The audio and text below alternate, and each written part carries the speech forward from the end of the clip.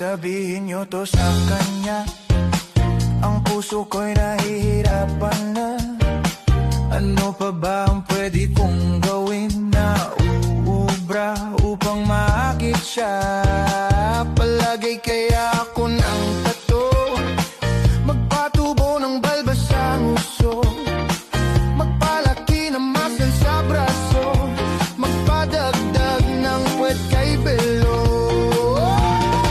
Buksan mo, papasukin ako, bulaklak para sa'yo. Ano bang gusto mong gawin ko para mahalin mo? Buksan mo, papasukin mo na, may tsokolating dala.